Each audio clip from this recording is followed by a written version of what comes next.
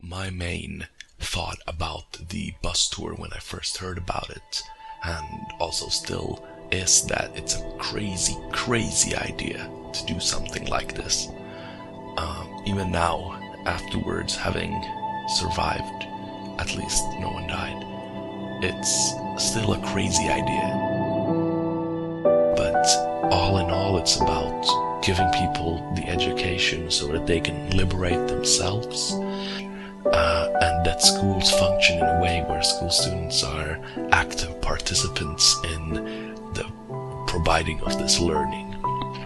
And those are the things that we're fighting for, that you sometimes don't remember that there's so many other people fighting for. And I hope that with this documentary and this bus tour, we could achieve creating this sort of unity, that all the things that I am doing in my country is part of something bigger. The Light on the Right's bus tour is about showing that OBESSU is real people, not just a website and some leaflets. We needed to visit every member across Europe so they could see and touch us, and we can see in person what they're up to and how we can help them.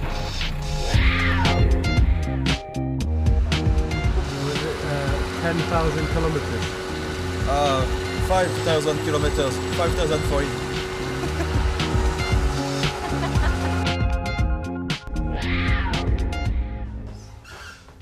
14 hours. That's okay. A lot of road, a lot of kilometers. We will reach Vilnius at 3 o'clock in the morning or 4. Woohoo! Let's go.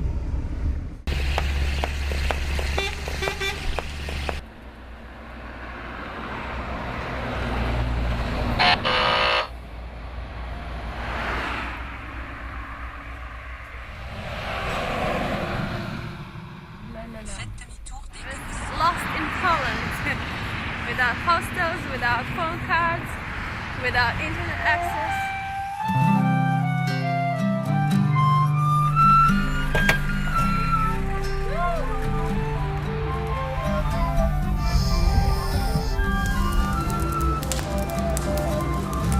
And I'm not from Where do you so put this? Hello. Hello. Yellow. So we are Lithuanian School Students Union. Here is our office, the main office. I would really like to see in Lithuania that when you're an activist in school society, you're appreciated and you're supported. The schools, in practically most of the cases, simply ignore them, and because in the administration opinion, those kind of activists, they only pose some sort of a threat to the administration, because if the activists are given some sort of rights to change something, the administration has to do a lot of bigger work.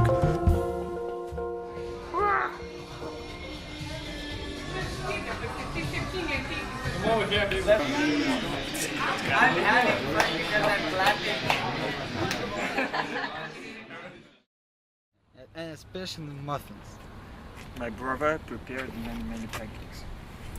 Much of love to you.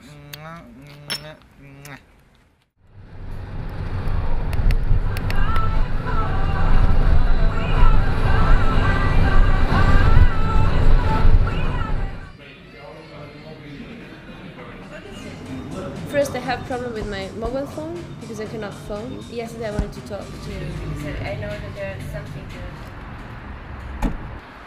Hello! How are you? Come inside. I think 10 hours of driving from Vilnius.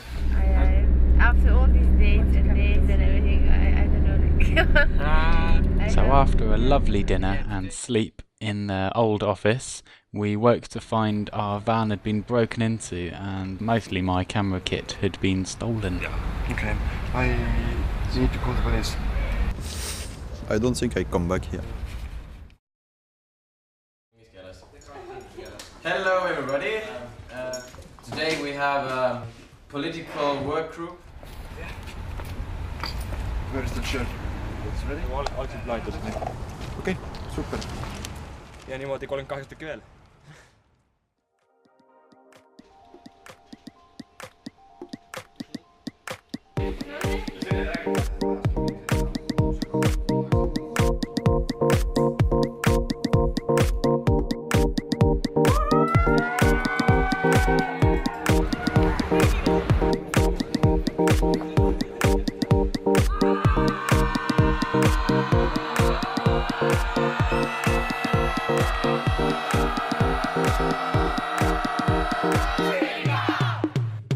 One of the most important paragraphs in the Declaration of School Student Rights is 5.3. There should be no fees of any kind, as in education should be free. And I believe this also has to do with school food. But apart from free food, it should be healthy. Yeah, exactly. Yeah. That's and not like in England, all fried.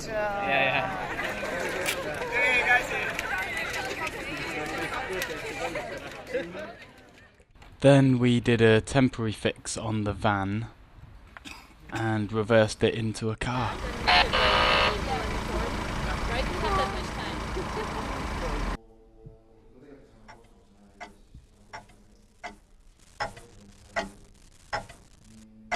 We sorted that out and then jumped on the ferry to Finland.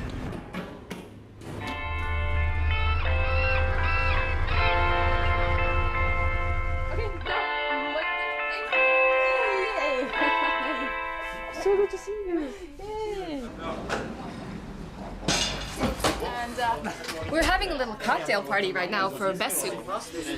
The main thing that FSS is working for right now is lowering the voting age from 18 to 16 in local elections. Hi, I'm Alina Bowling and I'm the president of the Swedish-speaking School Student Union. The FSS has done a lot of work with school democracy, and right now we're actually launching a method-based book on school democracy. Hi, I'm Teppo Saken, president of SLL, the Union of Finnish Upper Secondary School Students. Welcome here to our office in Pasila, Helsinki. Over there is the railway station where we can leave if we want to go to the Parliament House. This is our meeting room where some of our board members are working. Our next year, C especially is working very hard. It's mind work. I'm currently working on the budget of the state of Finland for next year, and trying to find what is good about it and what's not so good. And then I'll go to the Parliament House next week to tell what they should do with all the money. Welcome to Stockholm. I'm Lisa. I'm in the board of Sveriges elevrådsförening. What are we doing now? Right now we're going to meet up to see how it goes in the national election of Sweden.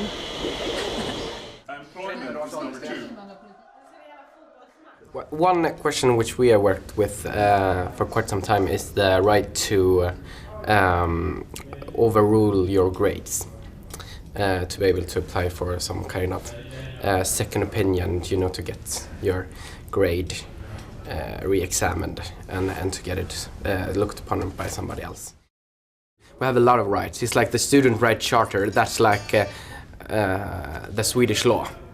Or basically, the OBESSU student right charter. So almost just a few curriculums which we don't have. So the curriculum in Sweden is really good. The worst part is our work plan in school, and what subjects do you teach, and what skills and knowledges do you get. I think that's the worst part, because it don't prepare you for the life. You don't learn how to work with your own personal development. Don't learn how to lead and be a leader yourself for other people and lead yourself. It's a long list, in competences which you don't gain in school, which you really need to be able to work in society or to study in a higher university.